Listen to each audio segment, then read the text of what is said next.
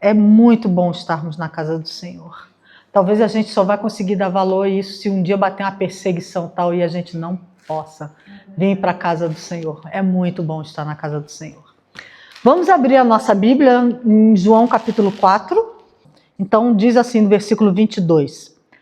Vocês adoram o que não conhecem.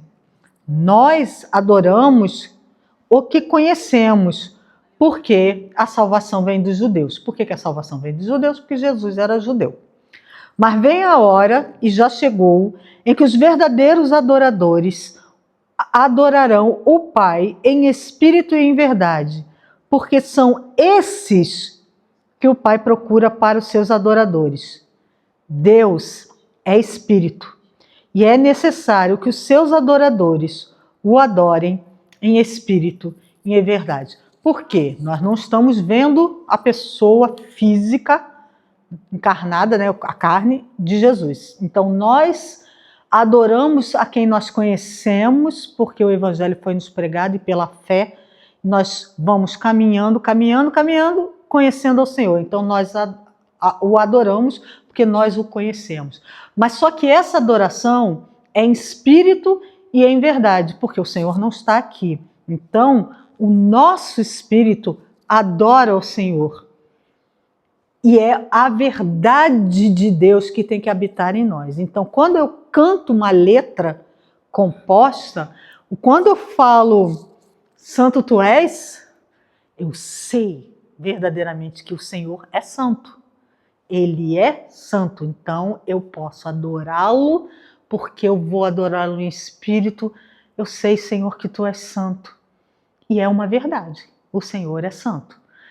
E é esses adoradores que o Senhor busca. O monte não tem uma mágica. O monte é um monte. É uma terra alta. Por que se torna tão especial subir ao monte? A gente, na maioria das vezes, não tem conexão com a internet. Pode ser que tenha ou não, mas você vai com essa intenção de buscar a Deus. Esse é o X da questão. Então, você não liga para o seu telefone, está contigo. Você no monte, você esquece o que está embaixo e ali você vai querer adorar e buscar e ouvir de Deus. Então não é o monte que é especial, é a sua vontade de fazê-lo. Então se você vem para o culto, no seu lugar aí, você se desliga dos seus problemas, das suas dores, do que tem que fazer amanhã, do trabalho, e você adora em espírito e em verdade, aqui virou o seu monte. Tá, vamos tomar alguns minutos orando, pedindo ao Pai que Ele se manifeste aqui nesse lugar e que Ele fale conosco. Amém? Você aí no seu lugar, faça do seu lugar um local de oração. Você que está nos vendo e ouvindo aí pela internet também, nesse exato momento, faça do lugar onde você está um local de oração e vamos falar com o nosso Deus, tá bem? Sem um prazo, vamos dizer assim. Vamos falar com o nosso Deus. Senhor, meu Deus, nós queremos nos colocar diante da Tua presença, Senhor. Meu Deus, a verdade é que nós precisamos de Ti, Senhor. Nós precisamos de Ti para tudo o que nós fazemos. Nós somos inteiramente dependentes de Ti. Meu Deus, nesse momento em que nós vamos estar falando, pregando a Tua palavra, ó Deus, eu quero Te pedir que o Senhor venha fazer algo especial aqui nessa tarde e noite. Meu Deus, em primeiríssimo lugar, perdoa os nossos pecados.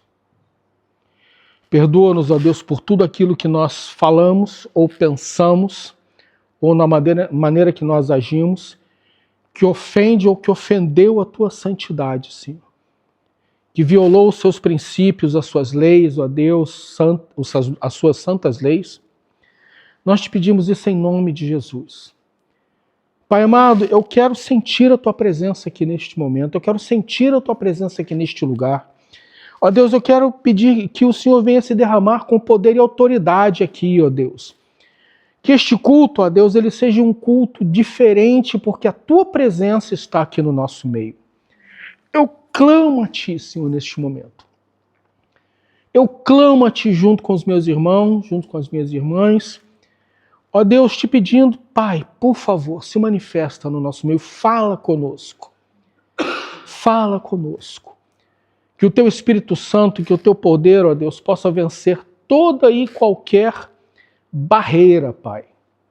Toda e qualquer barreira que possa tentar nos impedir de nós ouvirmos a Tua voz, ó Deus. Que os nossos corações sejam serenados aqui agora, Pai. Que as nossas emoções elas sejam tranquilizadas aqui agora. Ó Deus, que tudo aquilo que aconteceu conosco durante a semana, o Senhor possa nos fazer, de uma certa maneira, esquecer, ó Deus, para nós nos concentrarmos única e exclusivamente em Ti, Senhor. Prepara, Senhor Deus, a terra do nosso coração.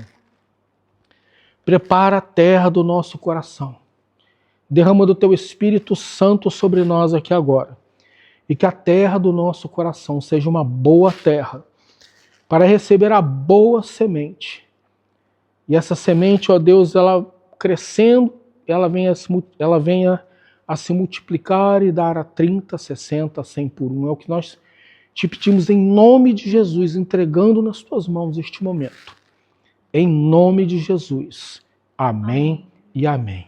Essa pregação ela não deixa de ser uma continuação da pregação de domingo anterior, sobre a nossa fé, ela ser pelo menos, ou ter pelo menos o tamanho de um grão de mostarda. Mas eu quero acrescentar alguns detalhes para você, para que você possa entender melhor essa questão de semente. Tá bem? O que eu vou dar para você, isso aqui nós distribuímos no domingo passado, fica para você também, tá bom? É o texto que nós usamos no domingo passado. Então veja bem, para que nós possamos meditar hoje, nós vamos ler Evangelho de João, capítulo 12, os versos 24 e 25, que diz assim: em verdade vos digo, isso é o Senhor Jesus falando, né? Se o grão de trigo caindo na terra não morrer, fica ele só. Mas se morrer, dá muito fruto. E no verso 25 diz assim: quem ama a sua vida, perde-a. Mas aquele que odeia a sua vida neste mundo, preservá-la-á para a vida eterna. Amém? Amém? Amém? Amados, como eu estava falando, na semana passada, quando nós ouvimos sobre a fé ser do tamanho de um grão de mostarda, ou pelo menos do tamanho de um grão de mostarda, o que nós vimos? Nós vimos sim que o grão de mostarda é a menor das sementes, mas ela pode crescer até se tornar uma árvore com até 3 metros de altura. E nós vamos também que se essa semente, que é a menor de todas as sementes, ela pode crescer e prosperar, a nossa fé pode crescer também. E a nossa fé crescendo, ela se tornará em algo que será para a glória de Deus. A nossa fé crescendo, ela se torna algo que glorifica ao nome do Senhor. E ao mesmo tempo nós vimos que a nossa fé ela tem que ser firmada em Jesus Cristo. Não nas circunstâncias que nós temos ou que nós vivemos. A nossa fé ela tem que ser firmada não naquilo que nós possuímos ou que vemos, mas a nossa fé tem que ser fundada ou fundamentada ou firmada em Jesus Cristo somente, tá bom? E veja, gente, se você for procurar na Bíblia, você vai ver que Deus, ele, através de Jesus Cristo, né, que o Senhor Jesus Cristo, ele usou em diversos momentos a imagem ou a figura de sementes, além da questão da semente, né, do grão de mostarda, simbolizando a fé, ele usou diversas comparações usando sementes, mas veja, todas essas comparações, elas queriam falar sobre alguns assuntos em especial. Sementes crescendo, significando o reino de Deus crescendo. Sementes morrendo, significando morte e ressurreição. Sementes significando a verdadeira vida em Cristo Jesus. E sementes significando o nosso crescimento em fé e conhecimento nele. Agora, olha só, vamos pensar aqui numa semente. até mesmo essa sementinha que eu dei para vocês, né? No domingo passado, que eu te dei agora.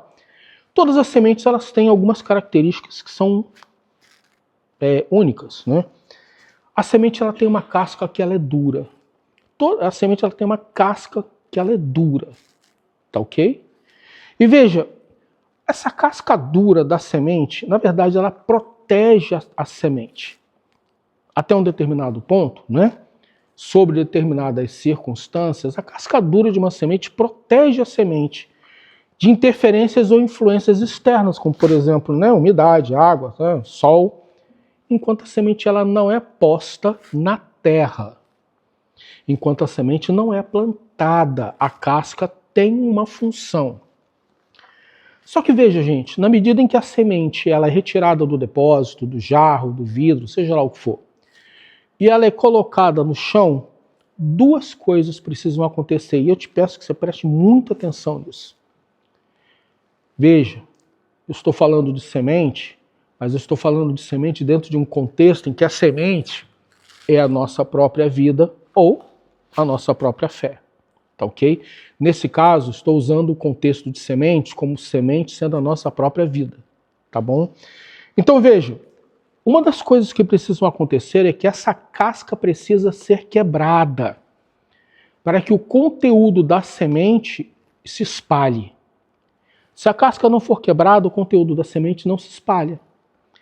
Agora veja, falando de vida, se eu entendo que casca é alguma coisa dura que envolve a semente, que envolve o miolo da semente e que sobre determinados aspectos a protege, mas sobre determinados aspectos também a impede de crescer e de disseminar, se a gente for pensar na nossa própria vida, quais poderiam ser cascas ou cascas duras que envolvem a nossa vida? Vamos pensar um pouquinho. Uma casca que nós temos na nossa vida e que nos impede de crescer podem ser pecados. Pecados não confessados, pecados não abandonados.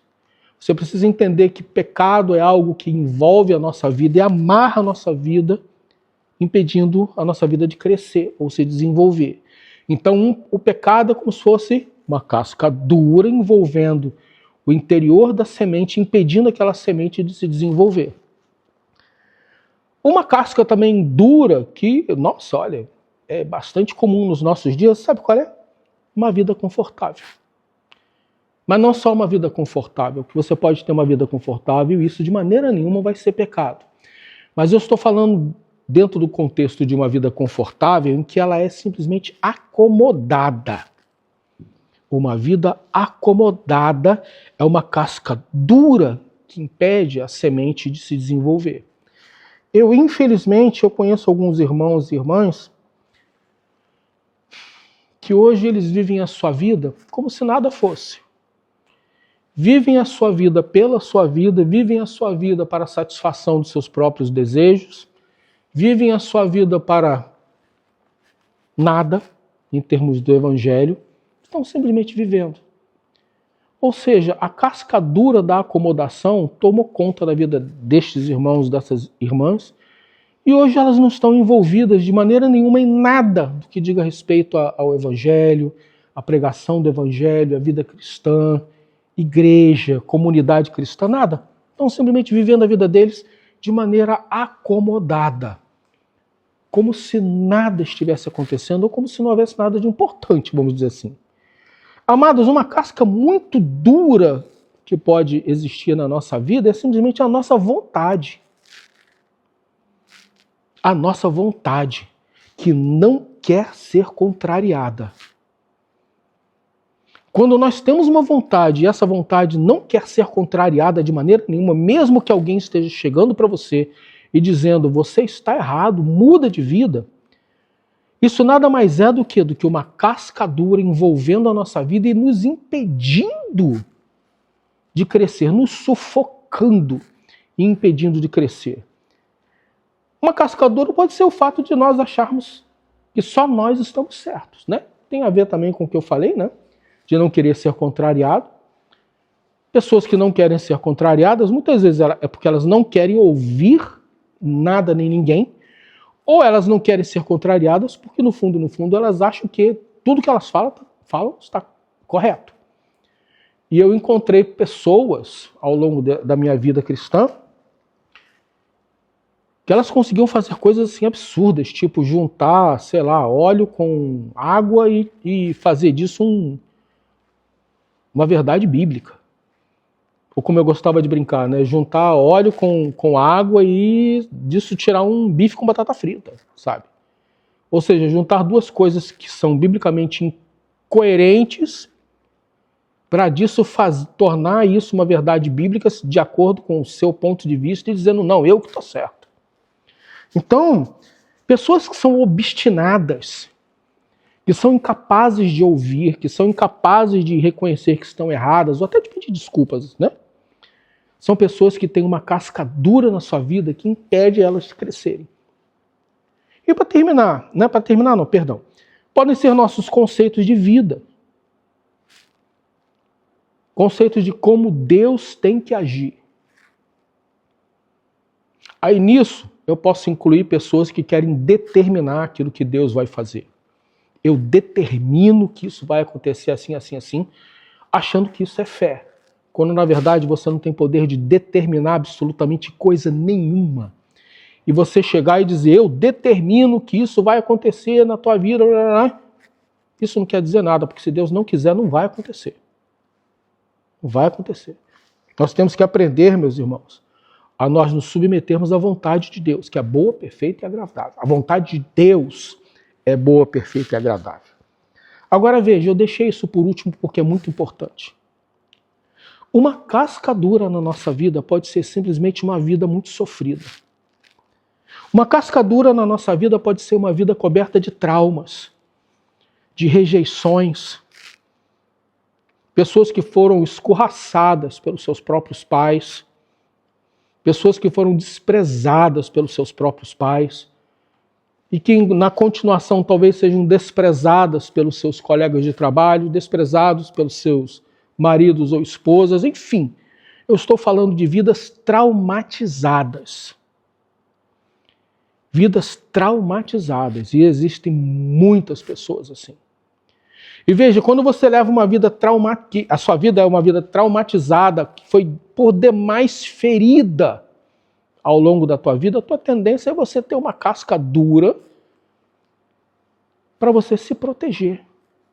Você não está fazendo nada mais, nada menos do que se proteger. Para impedir de você sofrer mais, você impede que influências externas cheguem a você, ou tentam pelo menos impedir, que influências externas cheguem até você. Só que o problema é que mesmo as pessoas que foram mais machucadas durante a sua vida, ainda assim, precisam abrir mão das cascas de proteção que elas criam ao redor de si, para que o Evangelho do Senhor faça diferença na vida deles, para que o amor de Deus faça diferença na vida deles. Nós conhecemos um rapaz que ele tinha muitos problemas em aceitar Deus como pai, porque o pai dele tinha sido uma pessoa terrível. Então, para ele, a figura paterna era uma figura destruída, era uma figura terrível. Então, ele não conseguia reconhecer Deus como pai, porque para ele, pai era uma coisa horrorosa. E demorou, nos anos que nós lidamos com esse rapaz, né? Eu nem me lembro se ele chegou a vencer esse tipo de situação. Venceu? Amém. Desculpa, que realmente eu não lembrava desse detalhe. Me lembrava só do fato. Mas, meus irmãos, então veja bem. Pessoas que são presas às suas próprias cascas, como essas que eu disse, ou outras, porque eu só dei alguns exemplos, tá? São como sementes que não têm como crescer. Porque elas estão sufocadas pela própria casca. Eu afirmo para você que se essas cascas não forem removidas da nossa vida, nós não cresceremos na fé e no conhecimento de Deus, e a nossa vida nunca vai sair do lugar. Nunca vai sair do lugar. Permaneceremos estacionados no mesmo lugar, sem nunca mudar. Aí nisso você vê pessoas que às vezes passam 10, 15, 20 anos na igreja, elas são exatamente iguais a como ela é ou era no primeiro dia que ela aceitou a Jesus. Porque cascas estão ao redor da sua alma, impedindo qualquer coisa de entrar. Amados, agora olha só que interessante. Quando Deus ele usa a semente como uma figura de linguagem, quando Deus ele usa a imagem da semente, eu vou dizer algo que é óbvio, ele foi muito sábio. Ele foi muito sábio. Por quê? Porque se você for ver como uma semente se desenvolve, eu não trouxe isso aqui, eu peguei esse texto, depois se vocês quiserem eu posso mandar para vocês pela internet, mas existem diversas fases de desenvolvimento da semente até que ela se torne uma planta, né? E à medida que eu ia lendo aquilo, eu ia dizendo para mim mesmo, Deus, como o Senhor é fantástico, porque na medida em que o Senhor usou o exemplo de uma semente, você pode pegar o exemplo da semente para toda a tua vida cristã. É um negócio impressionante. Depois eu mando para vocês. Mas, sabe o que acontece? Quando a semente ela é colocada no solo, por mais que a casca seja dura, e olha que coisa impressionante, por mais que a casca seja dura, a casca permite que água vá entrando. E a água vá tomando contato com o miolo da semente, né? Aquela parte mais interior da semente. Aí sabe o que acontece? O miolo começa a reagir com a água. E começa a haver transformação. Que coisa espetacular e fantástica, porque isso é exatamente o que acontece com a nossa vida. Você pode ter a casca dura que você quiser. Lógico, a gente está falando de pessoas que se rendem ao evangelho e querem mudar, né? Não aquelas que não querem mudar. A água do evangelho, a água viva que vem de Deus, ela consegue penetrar na cascadura da tua vida, da minha vida, da tua vida que está me vendo e ouvindo pela internet. Ela aos poucos ela vai penetrando. A água viva de Deus, a água viva do evangelho vai penetrando para dentro da casca da nossa vida, chega até a semente e começa a fazer com que a semente cresça de dentro para fora. É isso que acontece conosco. Nós crescemos de dentro para fora. Quando o evangelho nos alcança, quando a palavra de Deus nos alcança, quando ela começa a fazer transformação na nossa vida. Que comparação maravilhosa. Aí, gente, na medida em que a água de Deus, a água, né, natural, ela chega à semente, a água do evangelho vai chegando à nossa alma, nós começamos a mudar por dentro. E começa a haver a vontade de transformação. E nesse momento em que há essa vontade de transformação, nós queremos ver as cascas duras da nossa vida serem quebradas. Porque você chega para você mesmo e diz, eu não consigo permanecer da maneira como eu estou, eu preciso mudar. E esse desejo de mudança é um desejo de luta para quê? Para que a tua alma que está começando a crescer por causa da água viva de Deus, ela comece a quebrar as camadas mais duras, as cascas mais duras da tua alma. Amém, gente? Amém? Agora, tem uma coisa fantástica. Que é engraçado que o texto que eu peguei na internet sobre crescimento de sementes não veio de um site cristão. Eu simplesmente pesquisei. E nesse site ele dizia algo muito interessante. Ele dizia que a semente precisa morrer para que algo novo surja. Um site não cristão. Dizendo, a semente, o miolo da semente precisa morrer para que algo novo brote. E ele até terminava dizendo, olha, é um simbolismo fantástico, o próprio site, é um simbolismo fantástico de renovação. E sabe, gente, o miolo da semente realmente precisa morrer para ser transformado em algo novo. E é por isso que no verso 24 está escrito, em verdade vos digo, se o grão de trigo caindo na terra não morrer, fica ele só, porque está lá. Ele está infrutífero. Se o grão não morrer, se o miolo não morrer, se a nossa vontade, o nosso desejo, entre aspas, não morrer, nós permanecemos infrutíferos, assim como a semente normal e natural. Agora tá, Eu estou falando de morte. Ele falou aqui, se o grão de trigo caindo na terra não morrer. De que tipo de morte a gente está falando aqui? De que tipo de morte?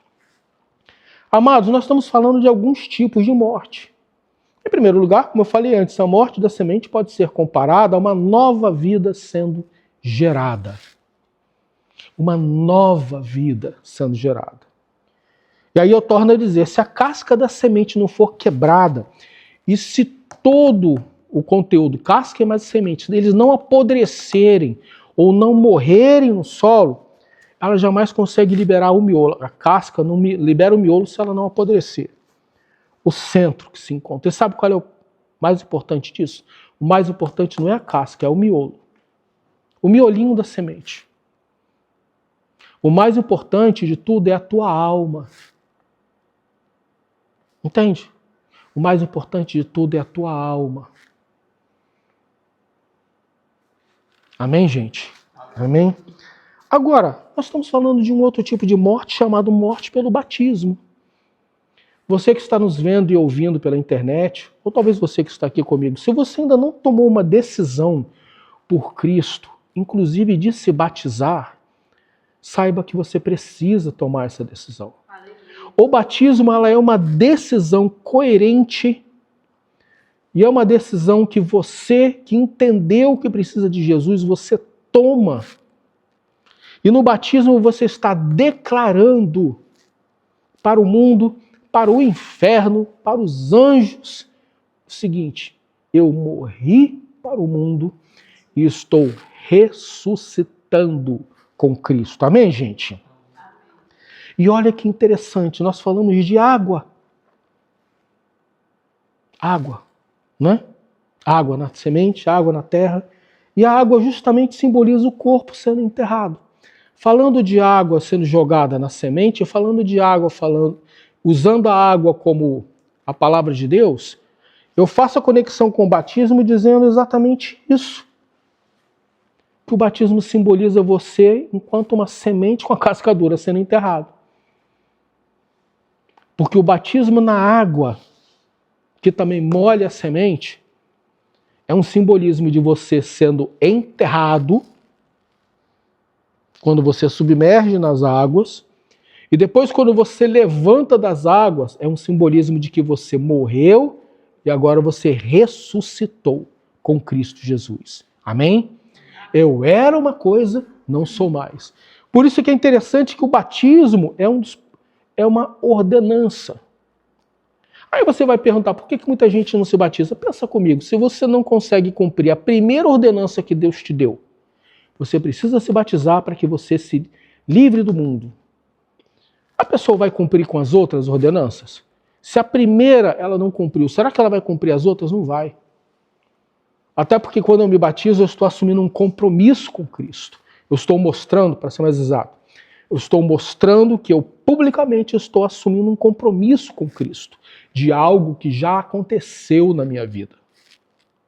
Então o batismo é morte, tanto quanto a morte da semente. E veja, gente, nós precisamos morrer para o mundo e para os seus conceitos. Você que está me vendo e ouvindo pela internet, eu vou repetir.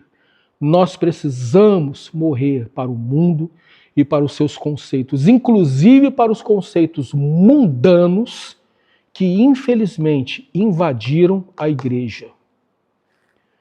Hoje nós vemos muitos conceitos mundanos misturados com conceitos cristãos.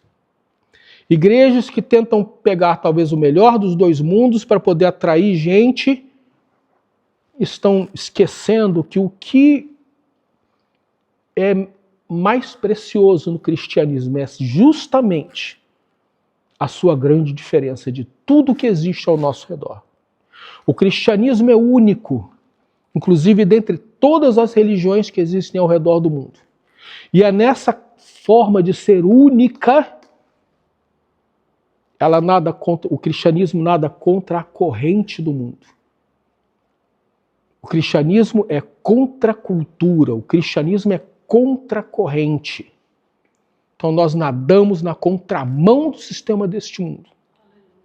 Então, meu irmão e minha irmã, você só vai ver essa vida acontecer na tua vida quando você e eu, nós negarmos os conceitos mundanos que todos os dias nós somos bombardeados. Nós passamos 1h30, talvez 2 horas dentro da igreja. Nós passamos talvez, 1 hora, talvez, tem gente que nem passa esse tempo, dentro de casa orando ou lendo a Bíblia. Seria muito bom que fosse assim, mas a grande maioria das pessoas não faz isso.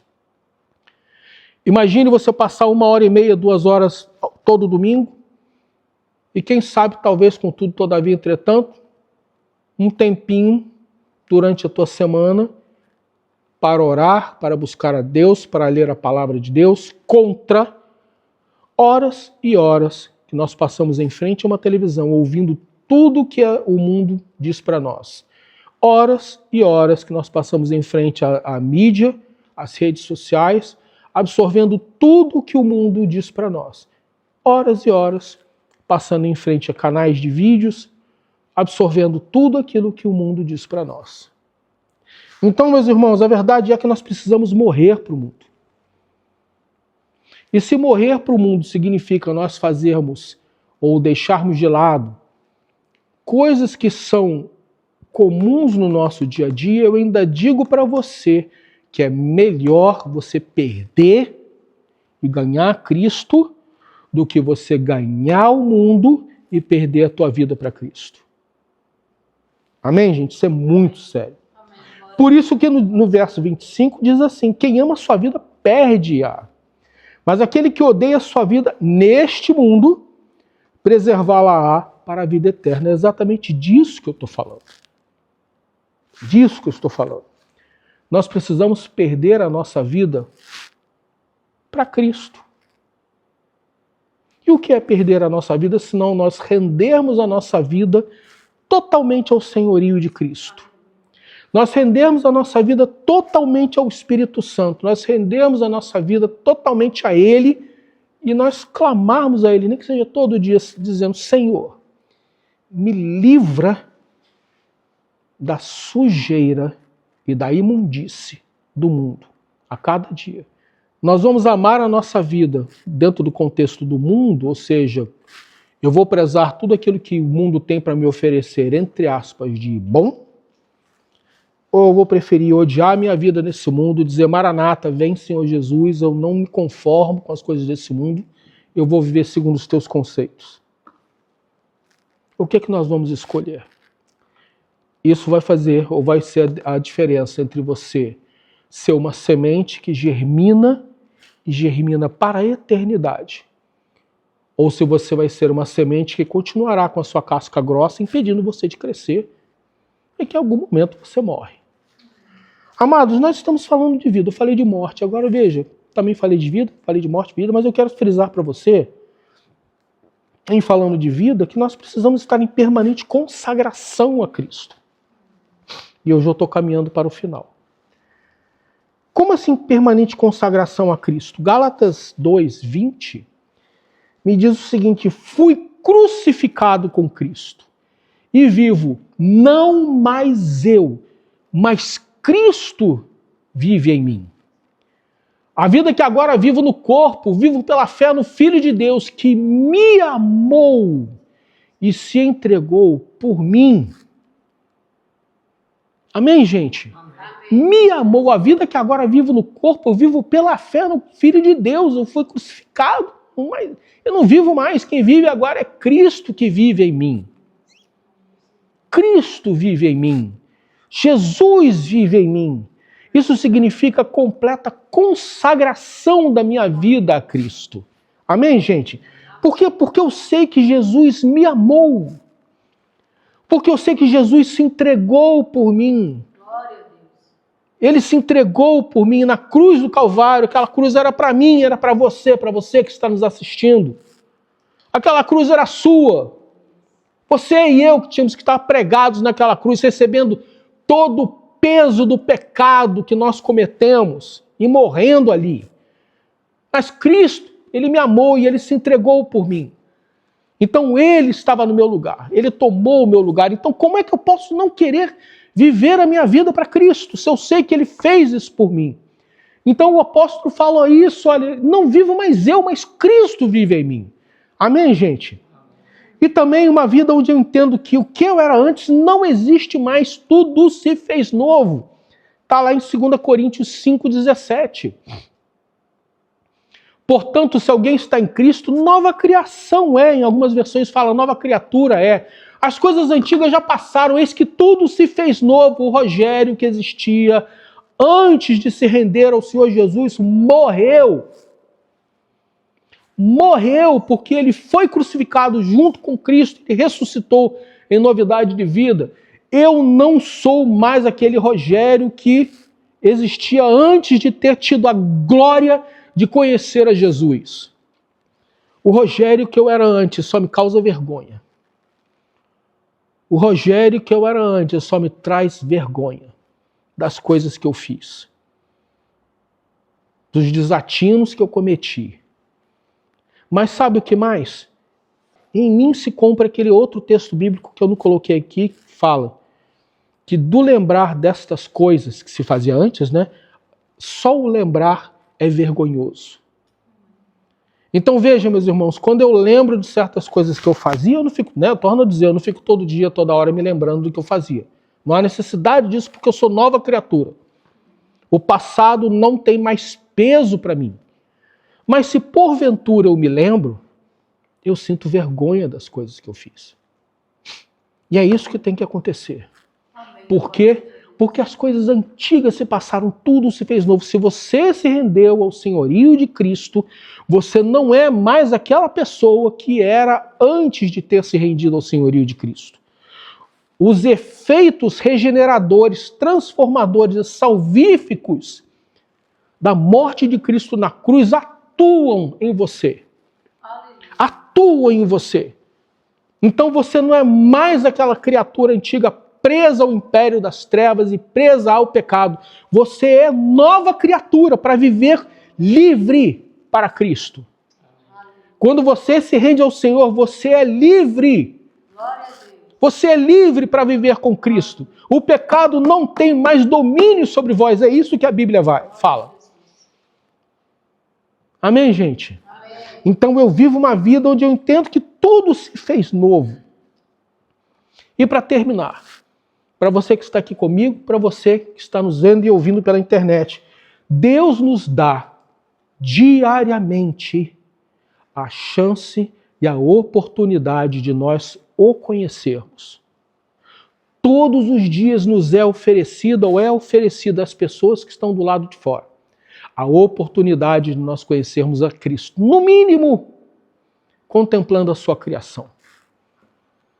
Quando eu olho para a natureza, quando eu olho para uma árvore, quando eu olho para a criação de Deus, quando eu olho para esse céu lindo que tem aqui, quando não tem nuvem, quando eu olho para a lua, para as estrelas, criação de Deus, eu me lembro daquele texto que fala que a criação, ela espelha a glória de Deus. Portanto, ninguém é capaz de dizer que Deus não existe, porque a criação é um espelho, uma demonstração, uma manifestação da glória de Deus. Então, gente, Deus nos dá e dá a toda a humanidade diariamente a oportunidade de o conhecer. E somente quando nós o conhecemos é que nós conseguimos entender que não existe nada neste mundo. Não existe riqueza neste mundo, não existe prazer neste mundo, prazeres neste mundo. Não existem recompensas neste mundo, seja o que for. Seja um bom emprego, um excelente emprego, uma casa nova, um bom salário, uma conta de banco recheada, oportunidade de tirar suas férias em qualquer canto aí ao redor do mundo. Nada, nem mesmo família, pai, mãe, filhos, filhas, esposo, esposa. Não há nada neste mundo que se compare a viver uma vida com Cristo Jesus. Não há nada neste mundo que se compare a uma vida vivida com Cristo Jesus. Tendo intimidade com Deus. Tendo intimidade com Deus. Por isso eu digo para você, que talvez você que esteja nos vendo e ouvindo hoje, talvez você esteja à procura de alguém com quem você queira ou possa se casar. Eu vou te dar um conselho. Você que deseja se casar, procure alguém, seja um noivo ou uma noiva, que ame mais a Deus do que você. Se você procurar uma noiva ou um noivo que ame mais a Deus que você pode ter certeza absoluta de que teu futuro casamento será um casamento abençoado. Porque nós estamos dentro da perspectiva correta. Eu amo mais a Deus do que eu amo a Adriane, minha esposa. Eu amo mais a Deus do que eu amo o Tiago, meu filho. E eu daria minha vida pelo meu filho e pela minha esposa. Mas mesmo assim, eu amo mais a Deus que qualquer um deles. Amém, gente? Então eu quero terminar dizendo para você isso. Morte para o eu profundamente enraizado nos conceitos desse mundo é fundamental. E uma nova vida em Cristo Jesus brota é que a semente cresce e dá fruto para 30 até 100 por um. Por isso eu finalizo com o texto de Mateus 13, foi o último, 23, que fala da boa terra, fala da boa semente, fala de você e fala de mim também. Mas o que foi semeado em boa terra e passou por todo o processo que nós vimos, todo o processo, é o que ouve a palavra e a compreende. A água da vida de Deus penetra pela casca e a semente começa a reagir. É o que ouve a palavra e a compreende. Este frutifica e produz a 100, a 60 e a 30 por um. E é fantástico que ele está usando a imagem do grão de trigo, que se você pegar um grãozinho de trigo, e se você pegar uma espiga de trigo e você debrulhar a espiga de trigo, você vai entender que uma sementinha de trigo, quando ela germina e quando ela cria aquele talo, ela pode dar até 100 sementes diferentes de trigo. Ou seja, você frutifica. Tua vida frutifica. Tua vida cresce. Tua vida passa a ter significado. Tua vida passa a ter sentido. Sua vida passa a ter sentido. E essa é a imagem de produzir 100, 60 e 30 por um. Porque a tua vida passou a ter sentido, significado real e verdadeiro. Amém, gente? Vamos ficar de pé. Nós vamos orar. Você que está nos vendo e ouvindo pela internet, eu quero te convidar para que nós oremos juntos. E você vai pedir algo muito simples. Você vai pedir a Deus que essa semente que você enquanto semente, que você que está recebendo a boa água, a água da vida, que está sendo plantada numa boa terra, semente sendo plantada na boa terra, que também significa a palavra de Deus, que você possa dar vazão ao Espírito Santo de Deus, para que as cascas duras da tua vida, elas venham a ser quebradas e você possa morrer para viver em novidade de vida. Nós aqui, você que está nos vendo e ouvindo pela internet. Vamos orar. Senhor Deus e Pai, em nome de Jesus. Em nome de Jesus. A tua palavra ela foi entregue, ela foi pregada. E eu quero entregar a minha vida, a vida dos meus irmãos que estão aqui comigo e a vida destes irmãos e irmãs que estão junto comigo na internet, pedindo ao Senhor que nós, enquanto semente, que nós venhamos a deixar, ó Deus, essa casca dura ser quebrada, a casca dura da nossa vida, a casca dura da obstinação, a casca dura dos nossos conceitos, a casca dura da nossa teimosia, de nós não querermos ouvir, enfim, que nós, enquanto semente, que recebe a boa água do Evangelho, que recebe a boa água da vida que há em Cristo Jesus, nós venhamos, ó Deus, a nos deixarmos transformar, morrer para nós nascermos em novidade de vida, Senhor. Morrermos para este mundo, para nós podermos viver uma vida digna do nome a que nós declaramos, que é o nome de Jesus Cristo. Nos ajuda a morrer, ó Deus, para este mundo a cada dia. Que nós, como eu disse antes, viemos a ressurgir em novidade de vida. Que a semente do nosso coração possa ser transformada. Que a fé que nós temos em Ti, ela venha a crescer como o grão de mostarda, mesmo que pequena, ela venha a crescer, para dar frutos, frutos para outras pessoas, como aquela árvore que cresce e as aves se aninham nos seus ramos. Que nós venhamos a dar frutos e frutos para a eternidade. Eu entrego a vida dos meus irmãos e das minhas irmãs nas tuas mãos, entrego a vida deste que está nos vendo e ouvindo pela internet nas tuas mãos e que nós possamos ser frutíferos em Cristo Jesus. Em nome de Jesus. Amém e amém.